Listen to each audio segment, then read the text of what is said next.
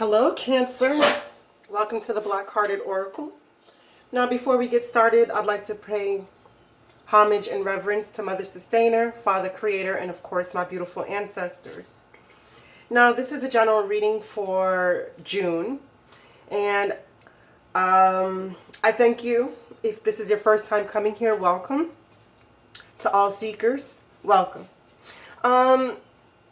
These are all new decks, okay? So this is not like my normal readings. We're just going to run through them. If I go to the books, I go to the books. But I have been looking, like when I lay out the cards, I look at the cards that I don't know what they are because, as I said, they're new decks. But we'll read them together. Okay? So you have number 3, Dissolving Light. Number 7, the Blood Angel. You have Broken Hearted. You have the Temple Path. Number 9 and 12, sorry. And you have number 1, the Bone Collector. Here you have Hera. And for your archetype, you have the Child, Eternal. And for your crystal, you have Copper. And you have, sorry, I always put them the wrong way. Oh, the Rebel deck. I finally remember the name. From the Rebel deck, you have You Are Loved. Okay, so let's get right into the reading. And we'll start with the Dissolving Light. We won't read all of it because it's a long few paragraphs, but we'll just touch on what the meaning of the card is. It says, there will be times in your life, such as now, when there is something not worthy of you that must be released. This is a falsehood, a lie, or a deception, or some sort that you have come to believe about yourself, your life, or perhaps even another. An illusion has or soon will be released, and you shall become freer in the way that only truth can provide. Number 7, Blood Angel. It says, you have outgrown what has been, and it cannot satisfy your soul anymore. Your mind may question whether or not you really want the change inherent in this oracle's divine gift or not. You may prefer that things remain the same. The Blood Angel tells you not to make yourself too small by holding on to what you know or holding on when it is better to let go. And it also speaks of having the vitality to move forward into whatever is coming for you, right? Because right next to these two messages, we have the brokenhearted. But what I always like to point out about this, the brokenhearted card, is that it's on the mend. Like this person whose heart this is, it's being mended. And it's been through a few scars. It's been through a few battles, but they've also mended. But what is happening now is the last tear is beginning to fall. So it's time for a new cycle. And what you're being called to is the Temple Path. One of creation, because I always like to point out that they have the 3 globes of light. And the 3 represents the Empress and the Wisdom. So with the Map Collector, the Enchanted Map Oracle deck, we have the Bone Collector, number 1. It says, you may feel unworthy or without courage. You may see yourself as flawed or unlovable, or expect to be criticized. The truth is that you are a powerful being with limitless possibilities. She has kept safe what was stolen from you in the wounding, and is here for you to reclaim it now.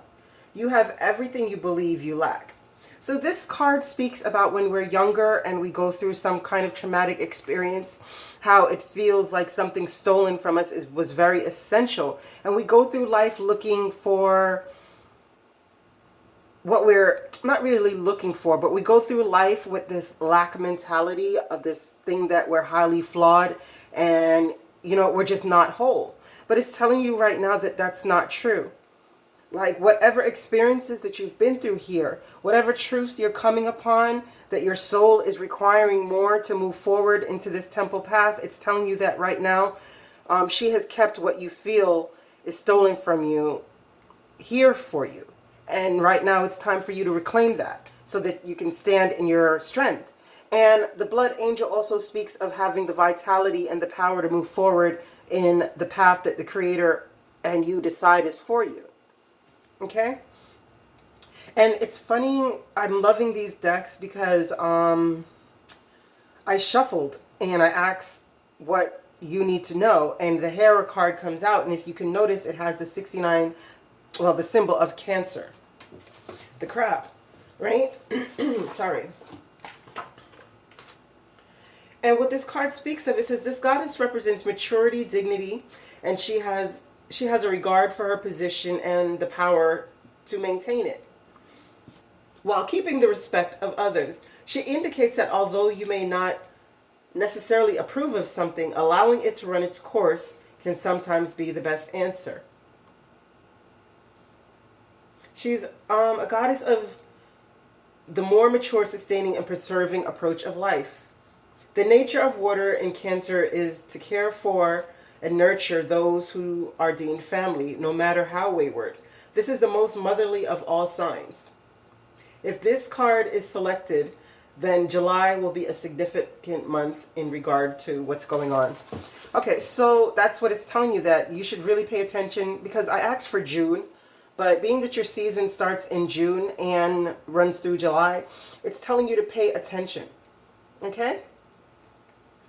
And right here for the attribute, the archetype, you have the child eternal. And when you're working in the lighter attributes of this archetype, it says you're determined to remain young in body, mind, and spirit, ability to see things with fresh eyes, right? But if you're in the lower energies, like you're stuck in this broken-hearted part, you know, and at the dissolving light, right? And going through this blood, going to the bone collector, because this speaks of you're at the doorway of starting your path, right? So you're coming out of pain, you're coming out of disappointment, you're coming out of realizing that your soul is hungry for more. But what this card speaks of is, if you're right now in the shadow aspects or attributes of the archetypal card, it's an inability to grow up and be responsible, extreme dependency on others for physical security. So now what this is saying is you're at a point in life where you can begin to take a journey where you can heal the inner child and step into the position of Hera, who is naturally a depiction of your sign, right? And for your crystal card, we have copper, and it says, what is it? What it is. If you're thinking, but copper isn't a crystal, indeed, you are a genius. Copper is a metal, but it's such a powerful energy conductor and component of so many of your favorite stones. I won't even try to pronounce those. It has to make the cut. Anyone who needs the proverbial defibrillator paddles, that's who needs it. Where to put it? With your epic crystal collection, copper intensifies the potency of most stones, clearing the channels of communication between you and your mineral friends. When to use it? When it's time to pack up an old idea of who you are and ship it out for good. Move on, renewed with copper. Energize your whole world. So if you're seeing how powerful these readings are, I mean, this is the first time I'm using these decks. So I'm not familiar with them, but they are running like because I have like a paper bag of bay leaves, and I write all the signs' names on them, and I shake the bag and I ask who needs the readings most. And the first one that popped out was Gemini, and I did this on the Gemini full moon. And then all the cards are just, yeah, right? And the Rebel deck says, you are loved. It says, you are here for a reason. Don't fuck it up. So yeah, Cancer, it's time to deal with any inner child woundings that you have.